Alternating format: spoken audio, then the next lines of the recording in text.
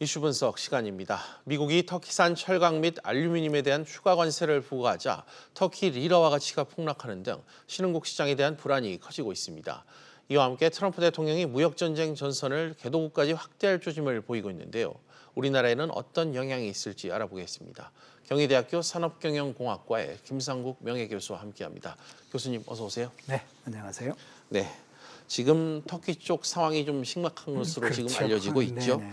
미국으로부터 관세 폭탄을 얻어맞은 지 리라화 가치가 역대 최저 수준을 경신하고 있는데 미국과 터키의 무역 분쟁 내용 개략적으로 다시 한번 설명해 주시죠. 네, 아마 그 트럼프 대통령이 지난 10일 날 뭐라고 얘기했냐면 15일까지, 그러니까 내일이 되네요. 네. 15일까지 그 좀 말씀이 많은 좀 목사 한 분 계시잖아요. 그분을 이렇게 좀 석방을 해라. 그렇지 않으면은 방금 말씀하신 것처럼 그 철강과 관세에 대해서 2배, 지금보다 더 많은 2배라면 한 50%, 한 20% 정도 됩니다.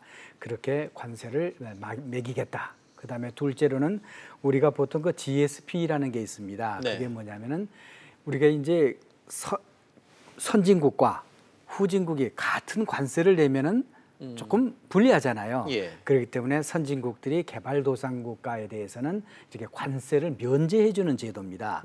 그런데 터키는 그것에 따라서 상당히 많은 한 126억 달러 정도를 미국에 수출을 하고 있었거든요. 네. 그런데 그것을 과연 터키가 그런 자격이 있는지 다시 한번 심사해 보겠다. 뭐 이런 발언을 했죠. 네. 그러다 보니까 터키 입장에서는 결코 유리할 일이 없죠. 그러다 보니까 하루 사이에 16% 정도 그 리라화 가치가 떨어졌고 아마 연초에 비교한다면 한 42% 정도 떨어졌으니까 떨어진 게 아니라 폭락이라고 봐야겠죠. 맞습니다. 예, 그러다 보니까 또 외국 자본들도 유출이 있고 그래서 터키가 지금 상당히 경제적으로 좀 어려움에 처해 있는 것이 지금 우리가 알고 있는 터키 경제 사태가 아닌가 그렇게 생각이 됩니다. 그렇군요. 미국과 터키의 무역 전쟁 그 충격파가 또 다른 신흥국 또 유로존 금융 시스템까지 퍼지고 있습니다. 네. 교수님 먼저 좀 여쭐게요.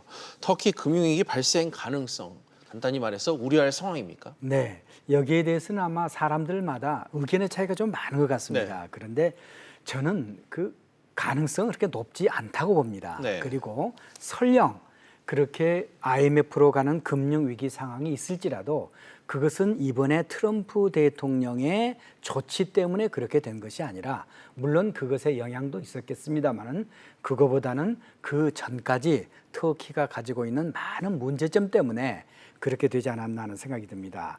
제가 그 취약성을 잠깐 얘기를 해본다면은요. 네. 지금 그 터키의 대외 부채가 약 4,667억 불 정도 됩니다.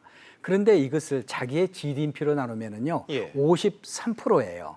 그런데 자기는 53%라고 하는데 이제 도이치방크 같은 데서는 GDP의 약 70% 정도가 지금 해외 빚이다.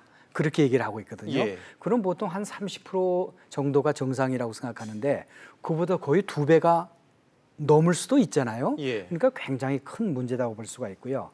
그런데 그것도 문제지만 우리 97년을 생각나게 하는 좀 안타까운 게 있습니다. 그렇죠. 예, 그게 뭐냐면은 외환 부채의 4분의 1이 금년 말까지 갚아야 할 단기 부채입니다.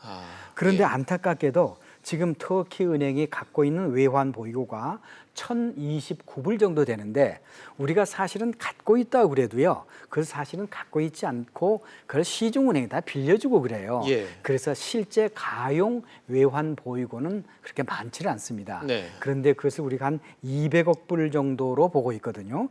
그러면 올 연말까지 갚아야 할 돈이 1,027억인데 예. 가지고 있는 돈이 200억 불밖에 안 된다면 그거 어떡하겠어요. 네. 그렇기 때문에 이런 이유 때문에 충분히 외환 위기에 갈 가능성은 있다. 그러나 이 좀 다른 이유가 또 좀 있어요. 뭐 설명을 계속 드리겠습니다만은 네. 그래서 외환 위기에 가더라도 그것은 지금까지 누적된 그런 내용 때문에 외환 위기에 가는 것이지 이번에 트럼프 대통령의 그런 무역 분쟁 때문에 가는 것은 아니다라는 생각은 갖고 있습니다. 네, 뭐 시스템적인 글로벌 전체의 금융위기로 번질 가능성은 높지 않다. 뭐 이런 네네, 말씀을 좀 맞습니다. 해주신 것 같고요. 예. 하지만 최악의 경우도 대비해야 되지 않겠습니까? 그렇죠. 앞으로 미국과 터키의 경제 전쟁 어떻게 좀 진행될까요? 예, 이게 이제 결국은 이 문제가 예. 조금 전에 질문과 같이 함께 몰려가는 것 같습니다.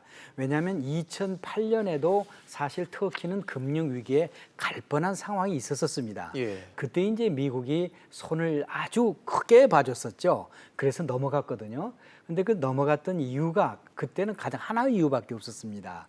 그게 뭐냐면은 터키가 그 나토 회원국이라는 것은 우리 모두가 알고 있잖아요. 그런데 단순한 회원국이 아니라 미국의 공군기지라든가 미국이 이제 소련이라든가 다른 중동 국가로 어떤 이렇게 전쟁을 치료할 상황이 뭐 이라크 전쟁 같은 거 예. 있었잖아요. 그때 모든 공군의 발전기지 그리고 육군의 발전기지가 바로 터키에 있었습니다. 네. 그렇기 때문에 터키라는 나라는 군사적 입장에서 볼 때 대단히 중요한 그런 나라였었습니다. 그런데 이게 좀 아니게 되는 것 같아요. 예. 왜냐하면은 여러 가지 이유가 있는데 그 다음에 이제 이번 사건만 가지고 한번 얘기했죠. 아까 그분 목사님 얘기를 제가 했었잖아요. 네. 근데 그분 목사님이 일반 목사님은 좀 독특한 분이에요. 그분이 뭐냐면 그 우리에도 그 복음주의자라는 말이 있죠. 에반젤리스트라고 하는 거. 예. 이게 왜 신문에 나와서 막 이렇게 떠들면서 이렇게 하시는 바로 그런 분인데 뭐 그걸 하는 것 자체는 뭐 종교의 자유가 있으니까 문제가 없는데 이분이 사실은 종교적인 이유로 붙잡힌 게 아니라 네. 사실은 모르지만 간첩 혐의로 붙잡혔어요. 근데 간첩 혐의가 조금 독특합니다. 지금 터키가 쿠르드 반군 문제 때문에 그 골치 아프잖아요. 네. 뭐 독립하겠다, 우리 따로 놀겠다 이런 얘기인데 그 나라를 도와줬다는 그 나라를 위해 정보를 입수하고 그런 게 하나가 있고 또 하나 지금 현재 그 대통령을 반대하는 사람이 미국에 있는데 그 사람과 협조를 해서 이렇게 국내 내분을 일으키려고 한 그런 혐의를 받고 있는 거예요. 네. 그러다 보니까 이게 좀 용서하기가 좀 어때요?